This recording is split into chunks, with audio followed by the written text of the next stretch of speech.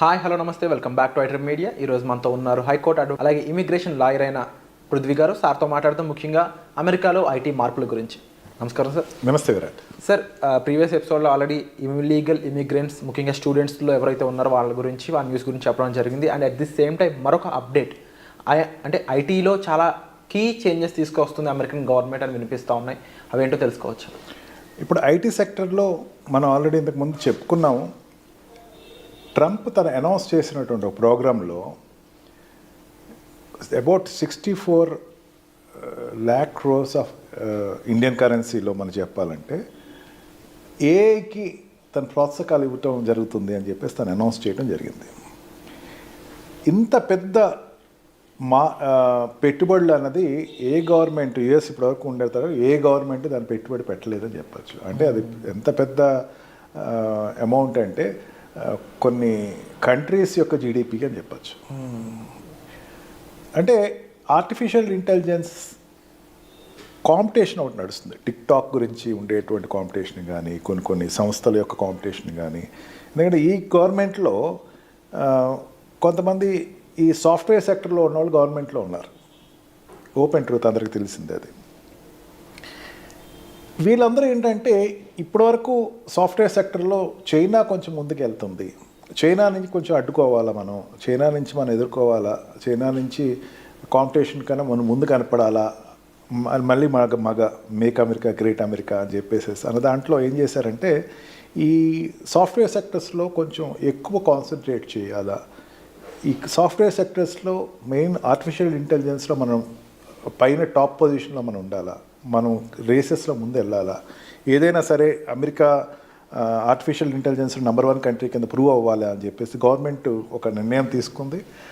ఈ software సెక్టర్స్లో main artificial ఇంటెలిజెన్స్లో చూసుకుంటే కనుక ఆర్టిఫిషియల్ ఇంటెలిజెన్స్లో ఇప్పుడు జరుగుతున్న పురోగతి మొన్నటి వరకు ఏంటంటే ఈ యుఎన్ఓ ఆధ్వర్యంలో కూర్చున్న కంట్రీస్ అన్ని కూర్చుని అనేకమైన డిస్కషన్ చేసినాయి. ఏమంటే నేను పెద్ద లిమిటెడ్గా దాని ప్రోత్సాహం ఇవ్వాలి, ఎక్కువ ఎక్సెస్ ఇవ్వద్దు, కొన్ని రంగాల్లో తీసుకురావద్దు అని చెప్పడం జరిగింది. కానీ యుఎన్ఓకి ఒక కొరగానికి కొయ్యి కింద చెప్పాలి ట్రంప్ని. ఆయన ఏమన్నాడంటే లేదు, నథింగ్ డూయింగ్, నేను ఏఐకి నా గేట్స్ అని ఓపెన్ చేశాను, రీసెర్చ్ అనేది జరగాలి, అన్ని రంగాల్లో రీసెర్చ్ చేయాలి అని చెప్పేసి ఆయన తీసుకొచ్చారు. ఇది ఇండియాకైతే ఇట్స్ ఎ బిగ్ న్యూస్. ఇప్పుడు ఇండియా నుంచి వెళ్ళేటువంటి స్టూడెంట్స్, ఎస్పెషల్లీ సౌత్ ఇండియా, మన మెయిన్ తెలుగు రాష్ట్రాల నుంచి వెళ్ళేటువంటి స్టూడెంట్స్ ఎక్కువ మంది సాఫ్ట్వేర్ నుంచి వెళ్ళేవాళ్ళు ఉంటారు. A boy born in Telangana or Andhra is a boy of engineering student అని చెప్పేసి ఒక నాడు ఉంది. అంటే ఇంజనీర్స్ అంతమంది ఉన్నారు ఇక్కడ. వీళ్ళందరూ కూడా ఈ ఎంఎస్ చేయటానికి కానీ లేకపోతే జాబ్స్ కానీ యుఎస్ సర్చ్లోకి వెళ్తే కనుక ఖచ్చితంగా ఏఐ అన్నది వీళ్ళకి కొన్ని కోర్సెస్ చేసిన తర్వాత ఏఐలో వీళ్ళు వెళ్ళి జాయిన్ అవ్వటానికి చాలా ఎక్కువ వ్యాక్యూమ్ అయితే అక్కడ ఉంది. ఐటీ సెక్టర్స్లో ఇండియన్స్ వెళ్ళి అక్కడ they can take a good opportunity there. AI పెరుగుతుందంటే మిగతా సాఫ్ట్వేర్ సెక్టర్స్ అన్నీ పెరుగుతున్నట్లు లెక్క. అంటే ఎట్ ప్రజెంట్ ఇప్పుడైతే భయాందోళన చెంది ఐటీ ఎంత పడిపోతుందని చెప్పి ఈ షేర్ మార్కెట్లతో ఎప్పుడు విరాట్ చాలా పెద్ద తప్పు ఏంటంటే షేర్ మార్కెట్ నమ్ముకునేదో గుండె పట్టేసి అయ్యి బాబు షేర్ పడిపోయింది, షేర్ మార్కెట్ పడిపోయింది. Share market is different, IT sector is different, share market is different, government policy is different. Share market అంటే ఎట్లాంటిదంటే పొయ్యి మీద పాలు పెడితే పెంచితే పొంగు వస్తుంది, తగ్గిస్తే తగ్గిపోద్ది. బట్ ఈ IT sector is different, jobs అనేది డిఫరెంట్. ఈ ఐటీ సెక్టర్స్లో ప్రతిదాన్ని ఇప్పుడు చూసుకోండి, మన రెగ్యులర్ పేపర్లో చూసుకుంటున్నాం.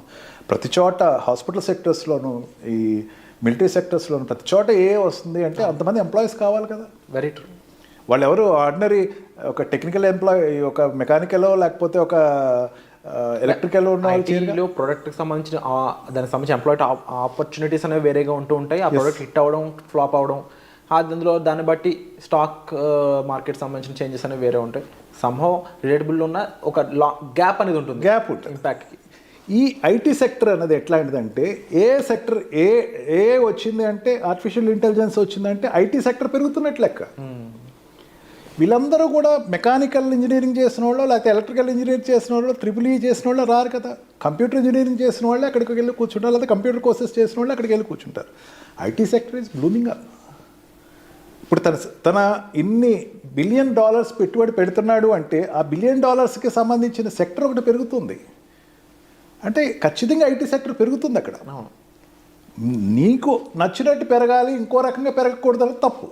తను ఒక డిజైన్ చేశాడు దాని మీద. మెయిన్ ఏంటంటే అక్కడ ఉండేటువంటి గవర్నమెంట్లో ఉన్న మినిస్టర్స్ కానీ, గవర్నమెంట్లో ఉండేటువంటి మిగతా మెంబర్స్ అందరూ కూడా, రామస్వామిని తీసుకున్న వీళ్ళందరూ సాఫ్ట్వేర్ సెక్టర్స్ నుంచి వెళ్ళిన వాళ్ళే కదా. వీళ్ళందరూ అక్కడ పెట్టుబడులు పెడుతుంది దేనికి? అవి పెరగాలనే కదా. ఖచ్చితంగా software sector is growing up. అంటే ఇప్పుడు ఏంటి, యాజ్ ఆఫ్ నౌ ఇమీడియట్గా తీసుకోదు, ఏదైనా ఇమీడియట్ పాలసీస్ ఒకటి తీసుకోవద్దు, బడ్జెట్స్ వస్తే కానీ మనకు తెలియదు. ఇక్కడ ఆ సాఫ్ట్వేర్ సెక్టర్స్లో కోణాలు మారుతున్నాయి కానీ సెక్టర్ మాత్రం విపరీతమైన గ్రోత్ ఉంది. నా ఉద్దేశ ప్రకారం ఖచ్చితంగా ఒక 6 to 7 months తర్వాత సాఫ్ట్వేర్ సెక్టర్ ఎంత పెరుగుతుంది అనేది మనకి ఈజీగా కనబడిపోద్ది. ఏ సెక్టర్స్ పెరుగుతున్నాయి అంటే స్టూడెంట్స్ కావాలా, ఏ టెక్నీషియన్స్, ఎవరు నో సీనియర్ ఈజ్ దేర్. అది వచ్చి 4 years అంతా అయింది. ఆర్టిఫిషియల్ ఇంటెలిజెన్స్ కోర్స్ వచ్చి 4 years అయినట్టుంది హార్డ్లీ. ఈ లోపల ఉండే స్టూడెంట్స్ ఎంతమంది ఉంటారు అంటే ఇంకా పెరగాలి సెక్టర్స్లో. ఇక ముందు భవిష్యత్ అంతా ఇదే ఆర్టిఫిషియల్ ఇంటెలిజెన్సీ అని చెప్పి ప్రతి వాళ్ళు చెప్తున్నారు. దీనిని క్యాచ్ చేయాలి అని ట్రంప్ ఏదైతే ముందుకు వచ్చి తీసుకున్నాడో, దీని కాంపిటేటర్ తను చైనా. ఈ సెక్టర్ తను తీసుకున్న తర్వాత ఆటోమేటిక్గా software sector is nearly coming future ఒక భూమి కింద పెరుగుతుంది, దాంట్లో డౌటే లేదు. Wonderful sir.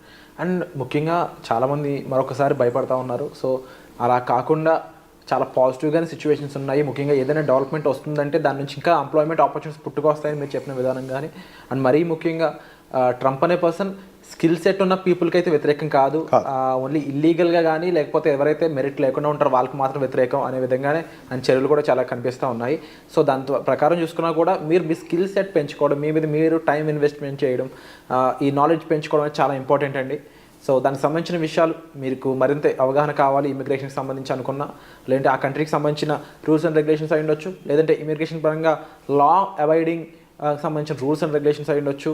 అలాంటి సిచ్యువేషన్లో ఎవరైనా మీ ఇంటి వాళ్ళు చిక్కుకున్నా దానికి సంబంధించిన అప్డేట్స్ అన్ని కోసం మీరు డిస్ప్లే అవుతున్న నెంబర్స్ కాల్ చేసి హైకోర్టు అడ్వకేట్ అయిన పృథ్వీ గారిని మీరు సంప్రదించవచ్చు. అలాగే మీకు ఏ స్పెసిఫిక్ ఎపిసోడ్ సార్ నుంచి కావాలనుకున్నా సరే కామెంట్ సెక్షన్లో చాలా క్లియర్గా మెన్షన్ చేయండి. అలాగే వచ్చే ఎపిసోడ్లో మళ్ళీ కలుద్దామండి. Thank you so much. Thank you.